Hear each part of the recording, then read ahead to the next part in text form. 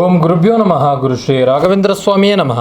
ಸಮಸ್ತ ಕನ್ನಡ ನಾಡಿನ ಜನತೆಗೆ ನಾನು ನಿಮ್ಮ ಪಂಡಿತ್ ಸಾಯಿ ಸ್ವರೂಪ್ ದೀಕ್ಷಿತ್ ಮಾಡುತ್ತಿರುವ ನಮಸ್ಕಾರಗಳು.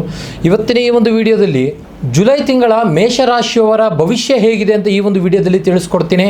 ಯಾರಲ್ಲಿ ಈ ಒಂದು ವಿಡಿಯೋ ನೋಡ್ತಾ ಇದ್ದೀರಾ ಕೊನೆವರೆಗೂ ವಿಡಿಯೋ ನೋಡಿ, ಹಾಗೂ ಹೆಚ್ಚಿನ ವಿಡಿಯೋಗಳಿಗಾಗಿ ನಮ್ಮ ಒಂದು ಯೂಟ್ಯೂಬ್ ಚಾನಲ್ನ ಲೈಕ್ ಮಾಡಿ, ಶೇರ್ ಮಾಡಿ, ಸಬ್ಸ್ಕ್ರೈಬ್ ಮಾಡಿ. ಉದ್ಯೋಗ ವಿಚಾರದ ಬಗ್ಗೆ ಮೊದಲನೇದಾಗಿ ನೋಡೋದಾಯಿತು ಅಂತ ಹೇಳಿದ್ರೆ, ತಿಂಗಳ ಮೊದಲಾರ್ಧದಲ್ಲಿ ನಿಮ್ಮ ಕಾರ್ಯಕ್ಷಮತೆ ಹೆಚ್ಚಿರುವಂಥದ್ದು.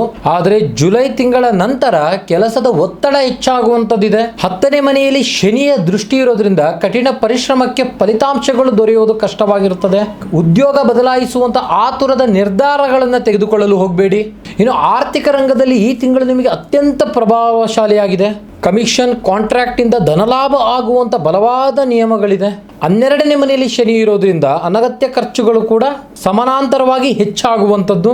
ಇನ್ನು ವ್ಯಾಪಾರಿಗಳಿಗೆ ಜುಲೈ ತಿಂಗಳು ಅತ್ಯಂತ ಲಾಭದಾಯಕವಾಗಿ ಸೇರುವಂಥದ್ದು. ಇಂಪೋರ್ಟ್ ಎಕ್ಸ್ಪೋರ್ಟ್ ತಂತ್ರಜ್ಞಾನದಲ್ಲಿ ವ್ಯಾಪಾರ ಮಾಡುವವರಿಗೆ ಲಾಭ ಹೆಚ್ಚಿರುವಂಥದ್ದು.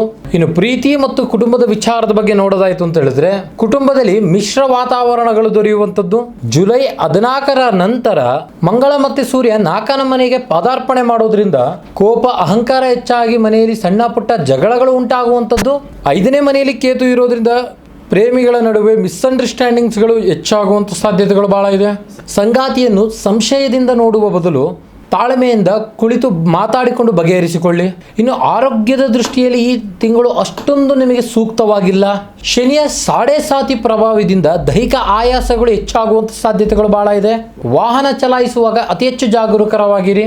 ಈ ಒಂದು ರಾಶಿಯವರ ಒಂದು ಪರಿಹಾರ ಮಾರ್ಗದ ಬಗ್ಗೆ ನಾವು ನೋಡೋದಾಯ್ತು ಅಂತ ಹೇಳಿದ್ರೆ, ಪ್ರತಿ ಮಂಗಳವಾರ ಸುಬ್ರಹ್ಮಣ್ಯ ಸ್ವಾಮಿ ಅಥವಾ ಹನುಮಂತರ ದೇವಸ್ಥಾನಕ್ಕೆ ಹೋಗಿ ಭೇಟಿ ಮಾಡುವುದು ಬಹಳ ಉತ್ತಮ.